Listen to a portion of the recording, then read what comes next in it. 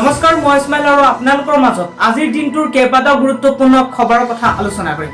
গতিকে ভিডিঅ'টো সম্পূৰ্ণকৈ চাই থাকিব আৰু যদি প্ৰথমবাৰ আপুনি এই চেনেলটোত আহিছে চেনেলটো সাবস্ক্ৰাইব কৰাৰ লগতে ভিডিঅ'টোত লাইক কৰিব। আহক আমি আজিৰ খবৰ কেইটা জানি লওঁ।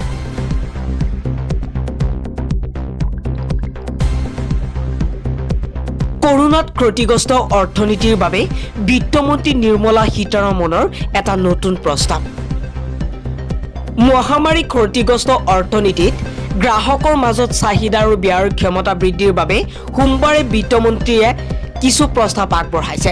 এক প্ৰেছ সন্মিলনত ভাষণ দি বিত্তমন্ত্ৰী নিৰ্মলা সীতাৰমণে গ্ৰাহকৰ ধন বজাৰত ৰখাৰ বাবে নগদ ভাউচাৰ আঁচনি আৰু লগতে বিশেষ মহোৎসৱ অগ্ৰিম আঁচনি যোগান কৰিছে। এতিয়াৰ পৰা সলনি হ'ব ড্ৰাইভিং লাইচেন্সৰ নিয়ম। এতিয়াৰে পৰা বিদেশত থকাৰ সময়তো নিজৰ ড্ৰাইভিং লাইচেন্স ৰিনিউ কৰিব পাৰিব। কৰোনা কালত বিদেশত আবদ্ধ হৈ থকা ভাৰতীয়সকলৰ প্ৰতি লক্ষ্য ৰাখি চৰকাৰৰ ফালৰ পৰা এই পদক্ষেপ গ্ৰহণ কৰা হৈছে।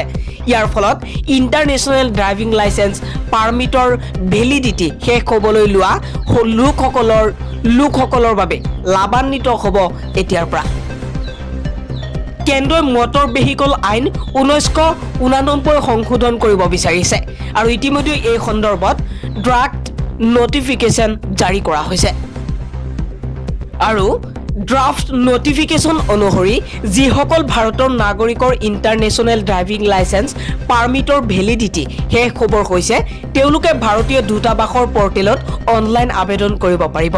এই আবেদন বাহন প্লেটফৰ্মত জমা দিয়া হ'ব আৰু ইয়াৰ পৰা RTOৰ ওচৰলৈ প্ৰেৰণ কৰা হ'ব। আৰু লগতে কোৱা হৈছে ইণ্টাৰনেশ্যনেল DL পাৰ্মিটৰ বাবে বৰ্তমান নিয়ম অনুসৰি মেডিকেল চাৰ্টিফিকেট আৰু বৈধ বিচাৰ বিৱৰণ দিব লাগিব। যিসকলৰ ওচৰত বৈধ ড্ৰাইভিং লাইচেন্স আছে তেওঁলোকে মেডিকেল চাৰ্টিফিকেট দিয়াৰ কোনো প্ৰয়োজন নাই। কাহ বাতিলৰ দাবীত আছুৱে আজি কৰিলে প্ৰতিবাদ। সদৌ অসম ছাত্ৰ সন্থাৰ লগতে 30টা জনগোষ্ঠীয় সংগঠনৰ আহ্বানত মানৱ শৃংখল কাৰ্যসূচী ৰূপায়ণ কৰা হয়। সদৌ কামৰূপ মহানগৰ জিলা ছাত্ৰ সন্থাৰ লগতে 30 জনগোষ্ঠী সংগঠনৰ নেতৃত্বত গুৱাহাটীৰ ৰটাৰী ক্লাবত আজি মানৱ শৃংখল কাৰ্যসূচী ৰূপায়ণ কৰে। কাহ বাতিলৰ দাবীত এই প্ৰতিবাদী কাৰ্যসূচী গ্ৰহণ কৰাৰ লগতে পাৰিৱেশিক প্ৰস্তাৱ নিৰূপণ অধিসূচনা 2020 বাতিলৰ দাবী উত্থাপন কৰে। অসম চুক্তি 6 নং দফাৰ উচ্চস্তৰীয় সমিতিৰ প্ৰতিবেদন অতি শীঘ্ৰে কাৰ্যকৰীকৰণ আৰু লগতে বাগজানৰ ক্ষতিগ্ৰস্ত লোকসকলক সংস্থাপন আৰু সাহায্য প্ৰদানৰ দাবী উত্থাপন কৰে। প্ৰতিবাদী কাৰ্যসূচীত সংগঠনটোৰ সদস্যসকলে হাতে হাতে প্লে কাৰ্ড লৈ প্ৰতিবাদ সাব্যস্ত কৰাৰ লগতে কাহ বাতিলৰ লগতে EIA বাতিল কৰক বুলি মন্তব্য কৰি প্ৰতিবাদ কৰিছে। অসম চুক্তি ৰূপায়ণ কৰক, বিজেপি চৰকাৰ হুঁচিয়াৰ আদি শ্লোগানেৰে উত্তাল কৰিছে এই প্ৰতিবাদী স্থলী। BTC পৰিষদীয় চৰকাৰত বিজেপি দল অংশীদাৰ হ'বই এই কথা স্পষ্টভাৱে প্ৰকাশ কৰিছে ৰঞ্জিত দাসে।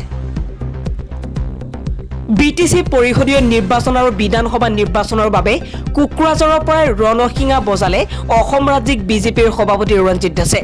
কোকৰাঝাৰত পোনপ্ৰথমবাৰৰ বাবে আজিৰে পৰা আৰম্ভ হোৱা অসম প্ৰদেশ বিজেপি অনুসূচিত জনজাতি মৰ্চাৰ কাৰ্যনিৰ্বাহক বৈঠকত অংশগ্ৰহণ কৰিবলৈ আহি ৰাজ্যিক বিজেপিৰ সভাপতি ৰঞ্জিত দাসে BTC নিৰ্বাচন আৰু বিধানসভা নিৰ্বাচনৰ বাবে দলীয় কাৰ্যকৰ্তাক সাজু হ'বলৈ আহ্বান জনাইছে। নানান ধৰণৰ শ্লোগান দেখা পোৱা গৈছে।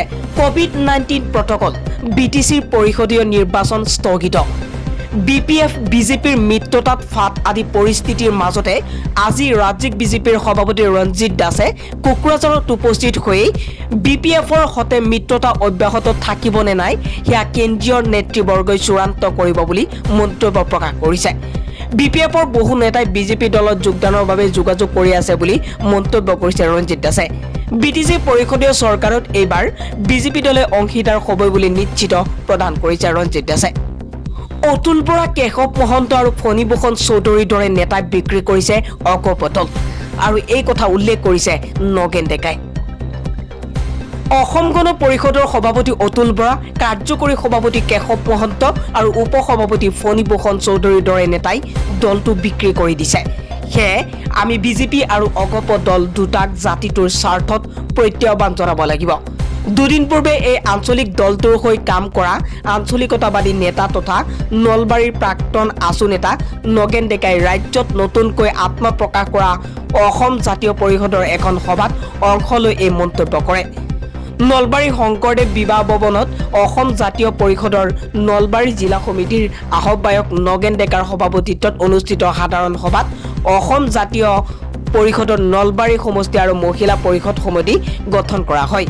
আৰু সভা উদ্বোধন কৰি অসম জাতীয় পৰিষদৰ কেন্দ্ৰীয় আহ্বায়ক অমল ডেকাই কয় যে অসম জাতীয় পৰিষদৰ ভিত্তি হ'ব সুস্থ জাতীয়তাবাদ। 2021 নিৰ্বাচনত সৰ্বভাৰতীয় দলসমূহক বিদায় দি দিছপুৰত এখন আঞ্চলিক দলৰ চৰকাৰ গঠন কৰিব লাগিব। তেতিয়াহে অসমীয়া জাতি পৰিত্ৰাণ পাব। ৰাজ্যৰ দলৰ লগতে সকলো সমভাৱে আঞ্চলিক দলৰে আলোচনা কৰি দিছপুৰত আঞ্চলিক দলৰ চৰকাৰ গঠন কৰাৰ ৰূপৰেখা প্ৰস্তুত কৰা হ'ব। সভাত নলবাৰী সমষ্টিত এনেধৰণে উল্লেখ কৰিছে বহুতো প্ৰয়োজনীয় কথা।